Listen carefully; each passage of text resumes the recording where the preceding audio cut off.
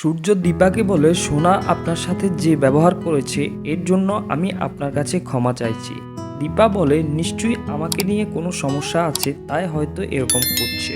এই নিয়ে তারা কথা বলতে থাকলে সেই মুহূর্তে উর্মি আর বাকিরা এসে সূর্যকে সেখান থেকে নিয়ে চলে যায়। পরের দিন সকালবেলা দীপা রূপার সাথে রূপার বাড়িতে আসে। রূপা দীপাকে বলে, তুমি কি খাবে বলো।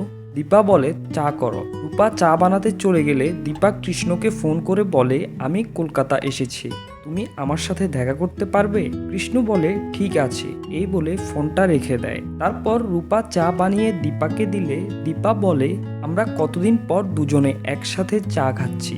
আর বলে, আমি আজ নিজে হাতে বাজার করে রান্না করব। ওদিকে রত্না জয়কে জামাই ষষ্ঠী দেওয়ার সময় প্রবীরবাবু বলে, আপনি তো একজনকে নয় দুজনকে জামাই ষষ্ঠী দেওয়ার কথা। রত্না বলে, আপনাকে কে বলল আমি একজনের জন্যই রান্না করেছি? আমি তো বড় জামাই বাবুর জন্যও রান্না করেছি। এই বলে সূর্যকে ডাকতে এলে সূর্য বলে, কে বড় জামাই, কার বড় জামাই, আপনি কি বলতে চাইছেন আমি কিছুই বুঝতে পারছি না। পাশ থেকে জয় বলে, তুই তো আমার বড় ভাই, তাই আমাদের দুজনকেই রান্না করে খাওয়ানো হবে। সূর্য বলে, আমি তোর থেকে জানতে চাই না উনি কি বলছিল। রত্না বলে, আরে তুমি তো আমাদের দীপার বর। তখনই উর্মি রত্নার হাত থেকে থালাটা ছুঁড়ে ফেলে দেয়। পাশ থেকে সূর্য বলে, আপনি কোন দীপার কথা বলছেন? উর্মি বলে, ওই যে দীপা ম্যাডাম, নিউজে দেখুন উনি হলো দীপার বর।